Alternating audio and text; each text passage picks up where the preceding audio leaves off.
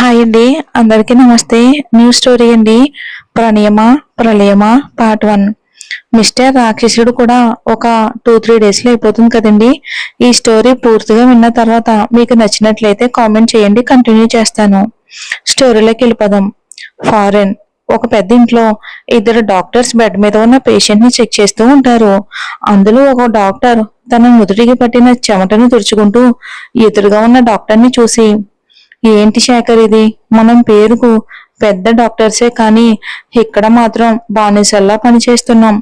అసలు మనకు ఈ పరిస్థితి ఏంటి శేఖర్? దానికి శేఖర్ అసహనంగా, మనకు తప్పదు కిషోర్. ఏ ముహూర్తంలో ఇండియా వదిలి ఇక్కడికి వచ్చామో కానీ అప్పటి నుంచి మన గతి చాలా ఘోరం అయ్యింది. ఇంకెంతకాలం శేఖర్ మనకి తిప్పలు అని అడుగుతాడు కిషోరు. దానికి శేఖర్ నిట్టూరుస్తూ బెడ్ మీద ఉన్న పేషెంట్ ని చూస్తూ, ఈయన కోలుకునే వరకు మనకి తిప్పలు తప్పవు కిషోర్. ఆ పేషెంట్ ని చూసి, ఈయన కోమాలోకి వెళ్ళి 26 సంవత్సరాలు అవుతుంది. మనం 5 సంవత్సరాలకి ఈయనకు ట్రీట్మెంట్ చేస్తూనే ఉన్నాం.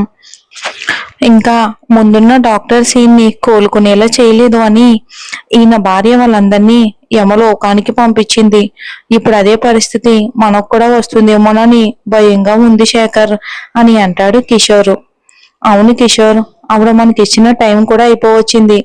ఆమె చెప్పింది మనం చేయకపోతే మనల్ని చంపేస్తానని ముందే మనకు వార్నింగ్ ఇచ్చింది. ఈయనకు ఆవిడ కూతుర్లా ఉంటుంది. డబ్బు కోసం తండ్రి లాంటి వాడిని పెళ్లి చేసుకుందంటేనే ఆవిడ అసలు ఎలాంటిదో మనకు అర్థమవుతుంది. ముందే ఆవిడ చాలా డేంజర్. ఇంకా ఇలా చెప్పడానికి కూడా ఎవరికి ధైర్యం కూడా సరిపోదు. ఈయన కండిషన్ ఏమో ఫస్ట్ లో ఎలా ఉందో ఇప్పుడు కూడా అలానే ఉంది.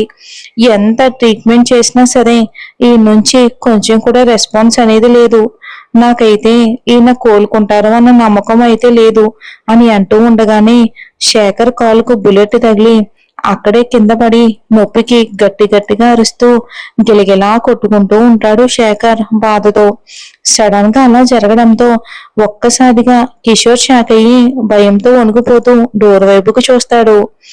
అక్కడ ఒక ఆవిడ ఒక చేతిలో హ్యాండ్ బ్యాగ్ తగిలించుకుని ఇంకొక చేతిలో తుపాకీ పట్టుకుని కళ్ళకు సన్ గ్లాసెస్ పెట్టుకుని మొహం అంతా ఫుల్ గా మేకప్ వేసుకుని కాస్ట్లీ శారీ కట్టుకుని లూజ్ హెయిర్ వదులుకుని చూస్తూనే బాగా డబ్బు పొగరు ఉంది అని తెలిసేలా నడుచుకుంటూ వచ్చి అక్కడ ఉన్న సోఫాలో దర్జాగా కూర్చుని కాలు మీద కాలు వేసుకుని సన్ గ్లాసెస్ తీసి ఎంతో పవర్గా వీళ్ళని చూస్తుంది. వెనకే ఆమె పియ్య వచ్చి ఆమె పక్కనే నిలబడ్డాడు భయంగా. కిషోర్ శేఖర్ ఆమెని చూసి ఒక్కసారిగా షాక్ అయ్యి భయంతో నిలువెల్లా వణికిపోతారు. శేఖర్ నొప్పిని తట్టుకోలేక అరుస్తూ ఏడుస్తూ ఉంటాడు. ఆవిడ శేఖర్ ని చూసి కోపంగా, ఏ చూప్ అని గట్టిగా అరుస్తుంది. ఆవిడ అరుపుకు శేఖర్ బెదిరిపోయి ఆ నొప్పిని పంటి బియ్యున పెట్టుకుని సైలెంట్ అయిపోతాడు బాధతో. ఆమె కోపంగా కిషోర్ వైపుకు చూసి కళ్ళెగరిస్తుంది. కిషోర్ భయంగా ఆమె ముందు మోకాళ్ళ మీద కూర్చుని వణుకుతున్న గొంతుతో, మేడం మేడం మేము ట్రీట్మెంట్ చేస్తూనే ఉన్నాం madam. We're doing our level best ma'am but అని ఇంకా ఏదో కిషోర్ మాట్లాడుతూ ఉండగానే ఆవిడ కోపంగా కిషోర్ గొంతు కింద తుపాకీ పెట్టి కోపంగా, తొందరలో కోలుకోవాలని మీకు ముందే చెప్పాను. మీకు 5 సంవత్సరాల టైం కూడా ఇచ్చాను. ఇప్పుడు మీకు ఇచ్చిన టైం అయిపోయింది. సో ఈ రోజుతో మీ చాప్టర్ క్లోజ్ చేయబోతున్నాను నేను అని శేఖర్ వైపు తుపాకీ గురి పెడుతుంది. దానికి శేఖర్ భయంగా పాక్కుంటూ ఆమె కాళ్ళ దగ్గరకు వచ్చి ఆమె కాళ్ళు పట్టుకుని, మేడం మేడం భార్య పిల్లలు కలవాడిని, దయచేసి ఈ ఒక్కసారికి మమ్మల్ని క్షమించి వదిలేయండి మేడం. మాకు ఇంకొన్ని రోజుల టైం ఇవ్వండి. మేము సార్ని తొందరలోనే కోలుకునేలా చేస్తామని ఆవిడ్ని బ్రతిమలాడుతూ ఉంటాడు.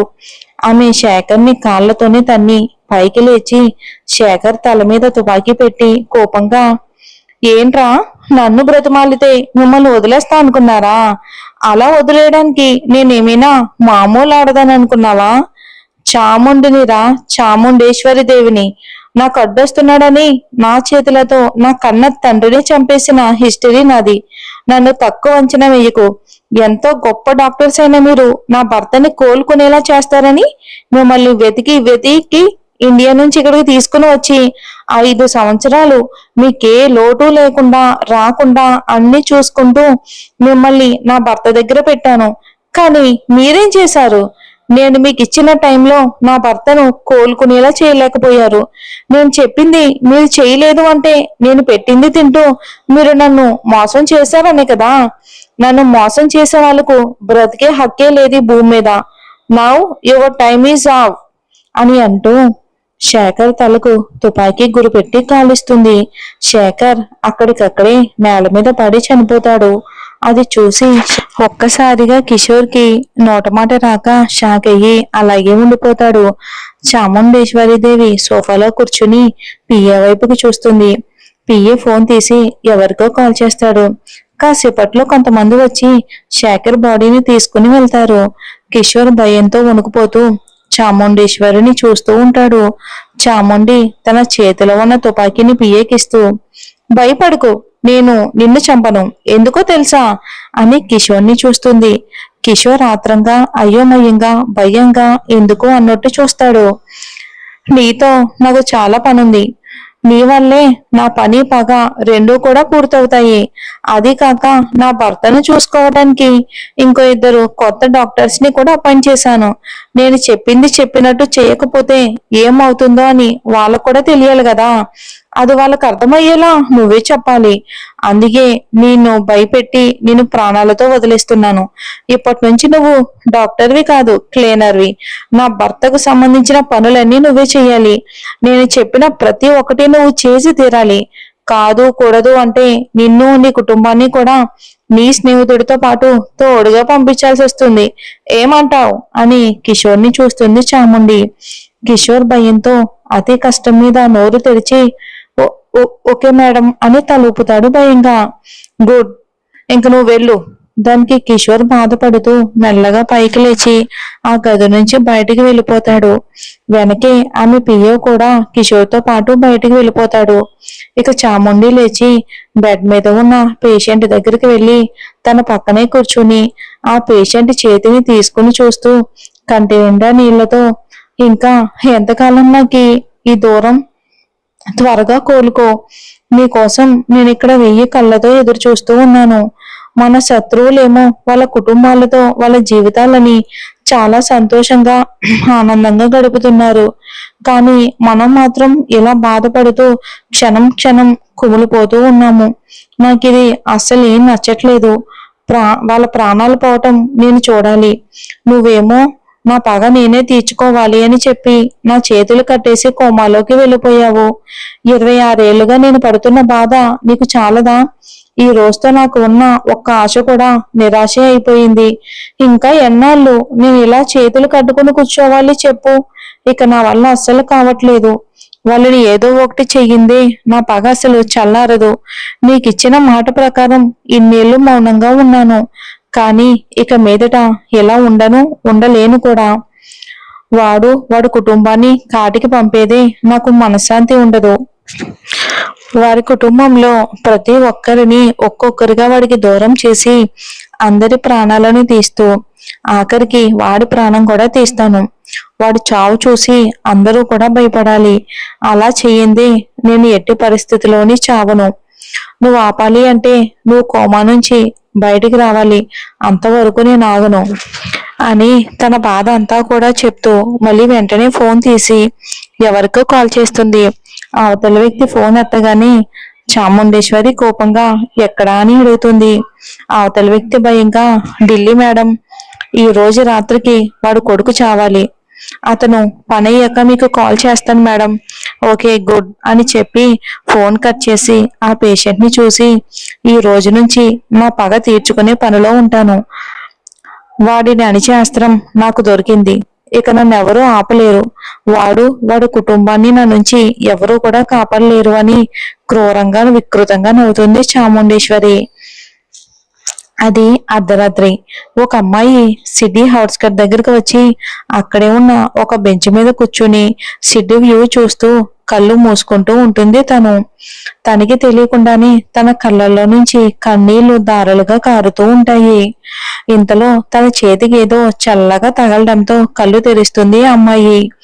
ఎదురుగా ఉన్న తన స్నేహితురాలని చూసి వెంటనే తను కళ్ళు తుడుచుకుంటూ, ఓసే లక్కీదానా, ఎన్నిసార్లు చెప్పాని నీకిలా సడన్ ఎంట్రీ ఇవ్వకు అని. అసలు నువ్వు ఎప్పుడొచ్చావే అని అడుగుతూ లక్కీ చేతిలో ఉన్న కుల్ఫీని తీసుకుంటుంది. మిస్ రితిక గారు, తమరు కళ్ళలో నుంచి ట్యాప్ వాటర్ ఆన్ చేసినప్పుడు వచ్చాను అని రితిక పక్కన కూర్చుంటుంది లక్కీ. రితిక ఏం మాట్లాడకుండా కుల్ఫీ ఓపెన్ చేసి తింటూ ఉంటుంది. లక్కీ, రీతు, ఇంకా ఎంతకాలమే ఇలా బాధపడుతూ ఉంటావు అంటుంది. మా అమ్మా నాన్న కలిసే వరకు నాకు ఈ బాధ తప్పదు అంటుంది రీతు. దానికి లక్కీ నిట్టూరుస్తూ, నీ చిన్నప్పుడే విడిపోయిన మీ అమ్మా నాన్నలు ఎప్పుడు కలుసుకుంటారు? నువ్వు ఇంకా అనుకుంటున్నావా వాళ్ళు కలుసుకుంటారని అని అంటుంది లక్కీ. వాళ్ళు కలుస్తారని నాకు ఖచ్చితంగా నమ్మకం ఉంది అని అంటుంది రీతు. నా ప్రయత్నం నేను కూడా చేస్తూనే ఉన్నాను అంటుంది లక్కీ. ఏంటే నువ్వు చేసే ప్రయత్నం అని వీళ్ళెలా మాట్లాడుకుంటూ ఉండగానే ఇంతలో ఒక వైపు నుంచి పెద్ద శబ్దం రావటంతో ఇద్దరు ఒక్కసారిగా అటువైపుకు చూస్తారు. వీళ్ళ కళ్ళ ముందే స్పీడ్ గా వస్తున్న ఒక కారుని లారీ ఢీ కొట్టడంతో ఆ కారు పల్టీలు కొడుతూ బోర్లా పడుతుంది. కారుని ఫాలో చేస్తున్న కొంతమంది ఆ కారు దగ్గరకు వచ్చి అందులో ఉన్న మనిషిని చూస్తారు. ఒక రౌడీ ముందుకు వంగి ఆ వ్యక్తి శ్వాసని చూస్తూ, వీడు చచ్చాడన్నా అని చెప్తూ ఒక అతన్ని చూస్తాడు ఆ రౌడీ. అతను అది విని సంతోషంగా ఎవరికో ఫోన్ చేసి, మీరు చెప్పిన పని అయిపోయింది మేడం అని అంటాడు అవతల వ్యక్తి. అటువైపు నుంచి గట్టిగా ఒక నవ్వు వినిపిస్తుంది. ఇక అతను ఫోన్ కట్ చేసి, రేయ్, మనం వచ్చిన పని అయిపోయింది పదండ్రా అని చెప్పి అందరినీ తీసుకుని వెళ్ళిపోతాడు ఆ వ్యక్తి.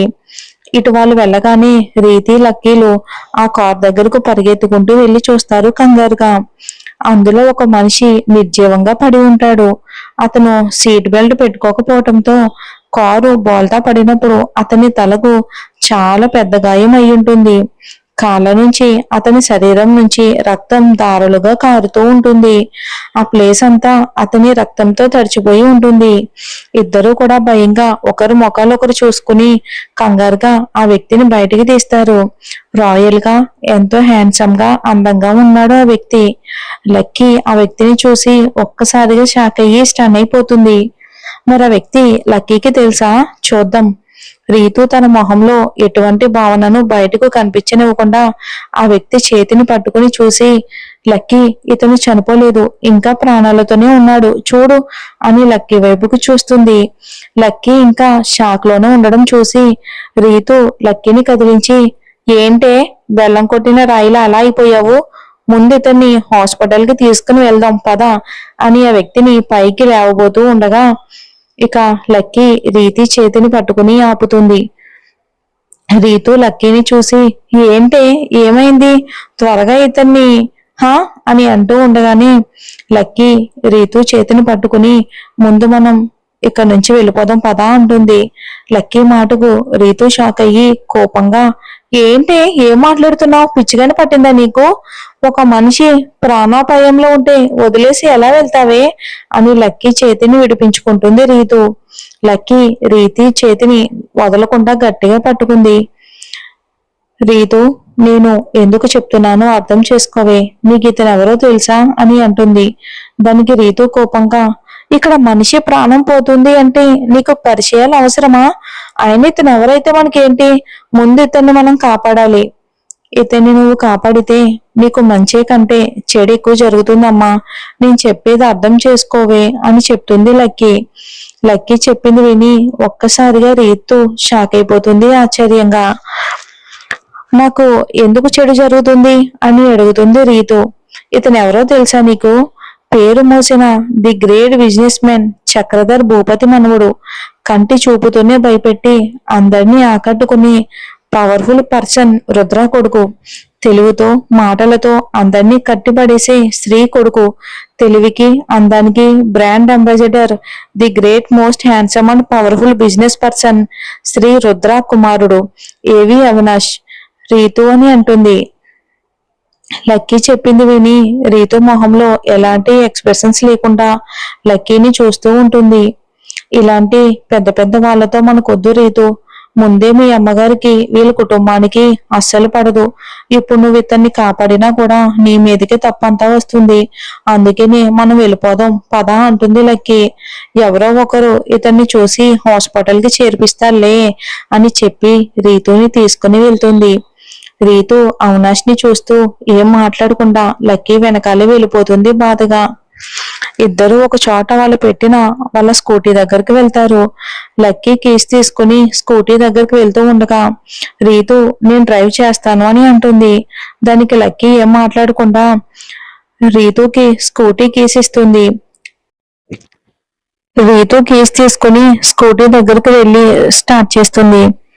లక్కీ స్కూటీ ఎక్కడానికని ముందుకు వస్తుంది. కానీ రీతు లక్కీకి ఆ ఛాన్స్ ఇవ్వకుండా స్కూటీని స్టార్ట్ చేసిన వెంటనే ఆపకుండా ఫాస్ట్ గా వెళ్ళిపోతుంది.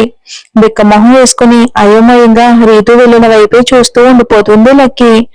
రీతు సరాసరి అవినాష్ దగ్గరికి వెళ్లి స్కూటీని ఆపి అతి కష్టం మీద అవినాష్ ని పైకి లేపి జాగ్రత్తగా స్కూటీ మీద కూర్చోబెడుతుంది.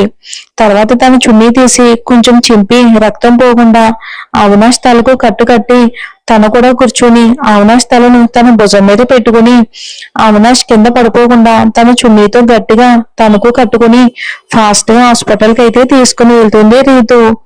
మరి ఇది ఎంతవరకు తీసుకుని వెళ్తుందో చూద్దామండి. ఇది మన ఫస్ట్ ఎపిసోడ్. మంచి suspense thriller love and story అండి. నచ్చితే కామెంట్ చేయండి, కంటిన్యూ చేస్తాను. Thanks for watching.